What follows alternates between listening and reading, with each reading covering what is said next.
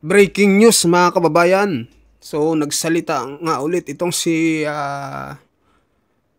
Kuya Ed, no? Na ex-marine mga kababayan, na talaga namang ang title niya pa ay di ka palulupig. Ako, galit na galit mga kababayan sa mga nangyayari ngayon sa Pilipinas at sa mga kurakot na politiko mga kababayan. Pakinggan nyo ang kanyang mensahe. Talagang nakakagimbal ito.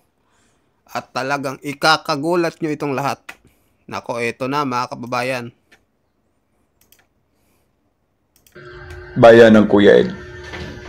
Maraming nagtataka dahil sa dinami-dami at pilit nating mga secondary reactions na ipinakikita at ipinadadama sa gobyernong ito.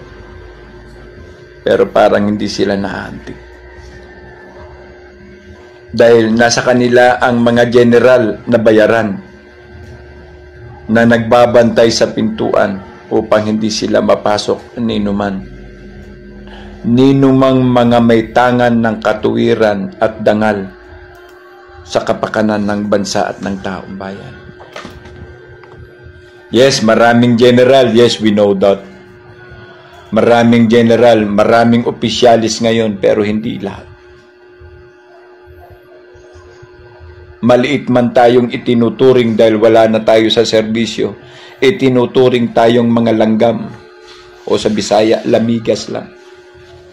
Pero pag once na nakakagat ito, nagsasama-sama ang lakas. Nakararamdam din. Dahil maliit man tayong tignan, nakapupuwing tayo. Bayan, wag po kayong mawala ng pag-asa.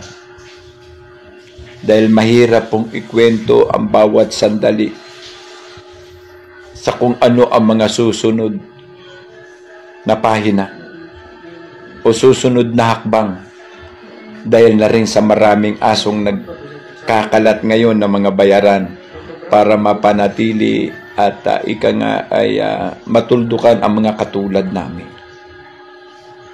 Pero nagkakamali po sila, bayan. Sa libo-libo man ng mga bayaran, mga baser, hindi nyo po kami kayang maantig. Dahil naging laban namin ang laban naming minsan. Ngunit hindi namin inatrasan. Ika nga, wag nyo kaming maliitin dahil sabi niya nga, mga wala na kami sa serbisyo. Our duty is not performed by uniform only. Our duty performed with courage, loyalty, and dignity. And that is the reason why masakit sa aming kalooban kahit wala na kami sa serbisyo sa inyong mga katarantaduhang ginagawa, Mr. Administration. Gaano man tayong kasikat ng mga panahon ng iyong ama, pinagpupugayan at iginagalang sa Asia, nalaglag ka pa rin sa iyong upuan. Mas higit pa sa iyong ama ang mangyayari, Mr. Administration. 10 ng iyong mga inutil at mga gunggong na kroni,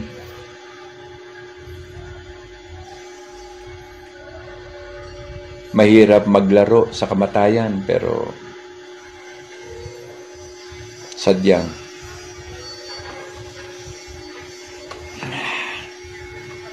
hindi na maiiwasan. Bayan, ang inyong pong kapatid, ang Kuya Ed, ay nagbibigay ng positibo at tamang pag-asa na sa bawat hinagpis na meron tayo, may sukli ang bawat ito. Sa sandaling dumating ang punto,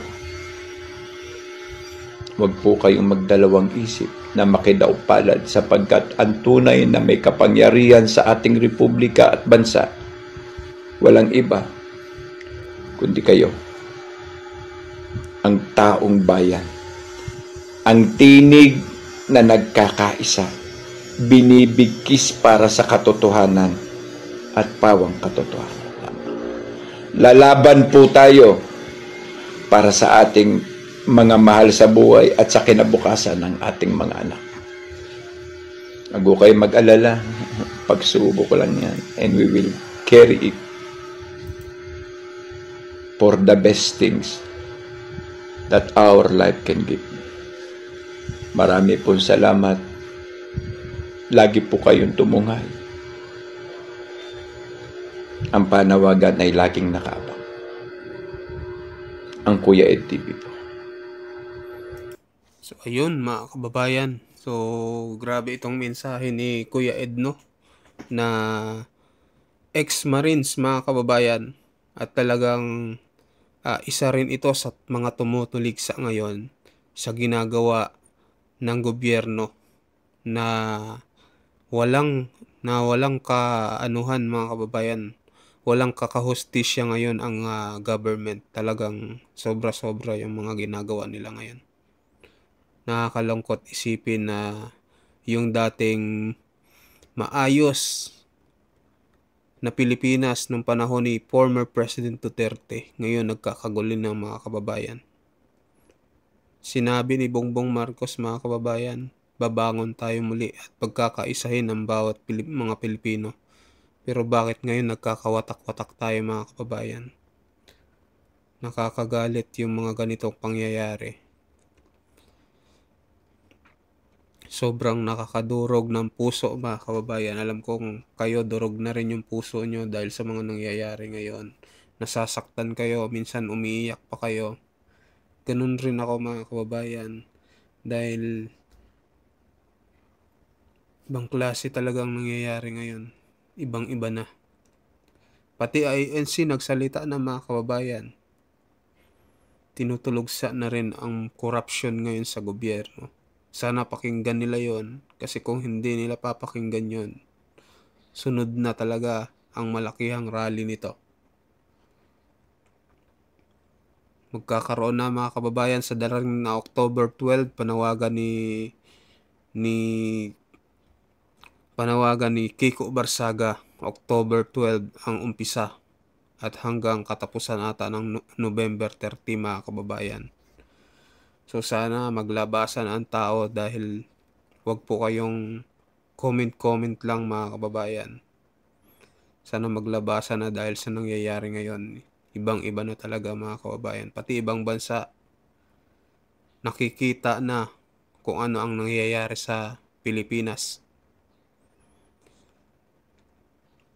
Anong masasabi nyo dito mga kababayan sa sinabi at statement ni Kuya Ed TV na isa ring ex-Marine na talagang lumalaban para sa ating bayan. So ngayon naman mga kababayan, sa pagkakaupo nga ni Boying Rimulya mga kababayan bilang bagong ombudsman, si Congressman Paulo Duterte ay nagbigay ng mensahe at sabi niya, it makes sense sa dami ng problema ng mga nakaupo ngayon. Kailangan nila ng lahat ng tulong na makuha nila para mapagtakpan sila. Totoo mga kababayan, pinagtatakpan nila ngayon. Diba si Saldico, bakit hindi nila mahuli-huli? Nakakapagtaka lang mga kababayan. Pati itong si Romualdez na nabanggit na ang pangalan, hindi nila maipatawag-tawag mga kababayan. Sinuspindi pa ang hearing patungkol sa flood control anomaly. Kaya talagang nakakagalit mga kababayan. Sabi niya pa dito, even at the cost of making a mockery of our Constitution, God bless the Philippines. Mga kababayan, talagang sobra-sobra na. Kung kayo mga kababayan, anong mensahe nyo sa mga nangyayari ngayon?